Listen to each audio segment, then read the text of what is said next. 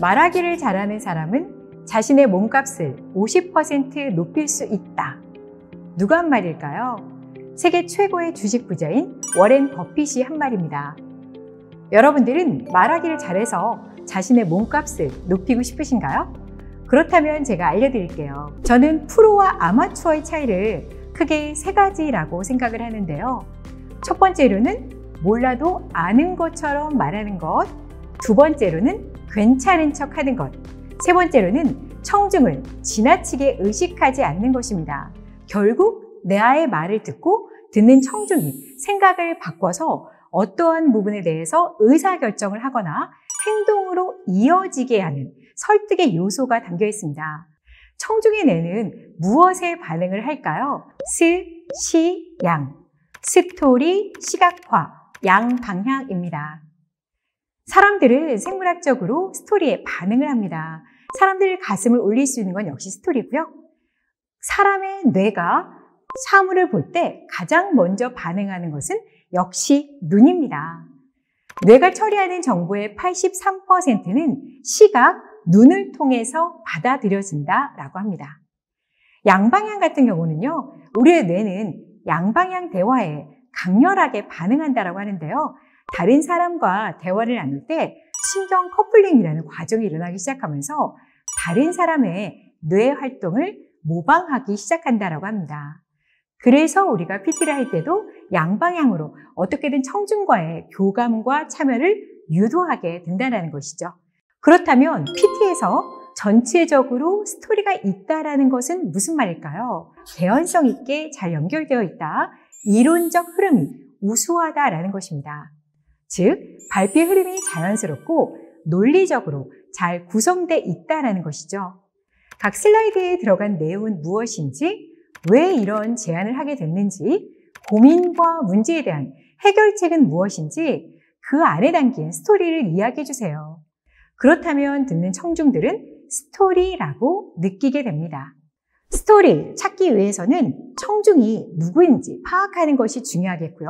발표의 목적과 간단한 스토리 라인을 연결시키면서 세부 사항을 추가하시면 되겠습니다.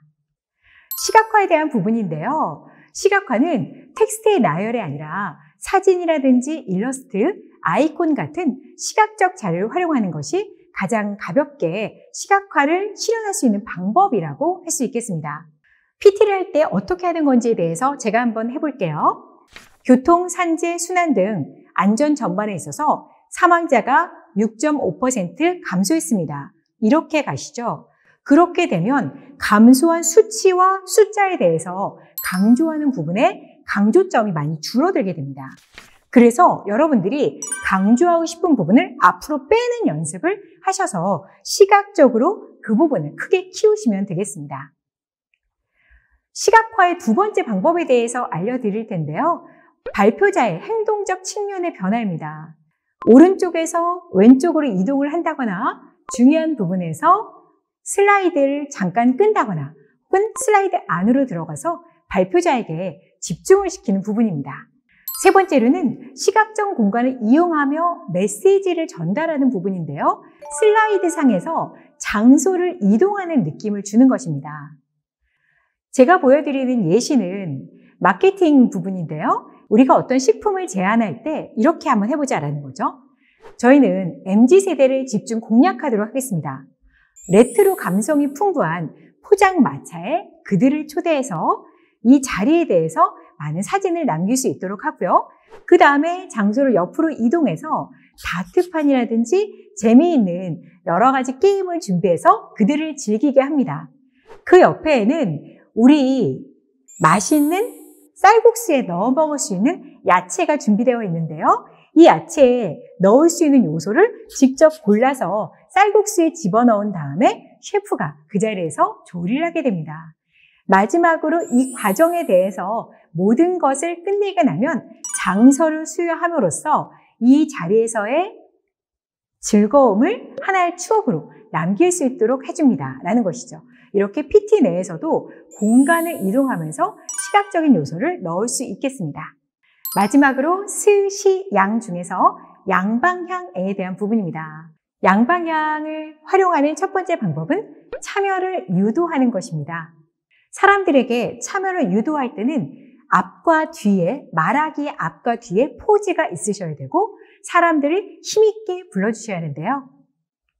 여러분, 잠시 5초만 눈을 감아주시겠습니까? 기다리세요. 눈을 잠시 감았을 뿐인데 상당한 불편함을 느끼실 겁니다. 신호를 주셔야죠. 다시 뜨라고. 이제 눈을 뜨셔도 좋습니다. 이런 불편함을 매일매일 느끼는 시청각 장애인들의 숫자가 무려 59만 6천 명. 전체 장애인 중 4분의 1에 해당하는 수치입니다. 이렇게 사람들에게 참여를 유도할 수 있고요. 두 번째로는 질문입니다.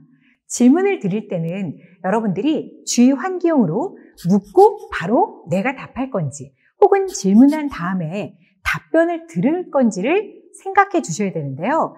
청중의 답변을 들을 거다라고 생각하신다면 청중이 바로 답변을 안 할 수 있기 때문에 답변이 나올 때까지 2초 정도 침묵을 좀 견뎌주시는 게 좋고요. 아니면 사내 PT라면 미리 답변할 사람을 지정해 놓거나 외부에서 하시는 거라면 경품을 준비하시면 청중들의 참여도가 훨씬 높아지게 됩니다.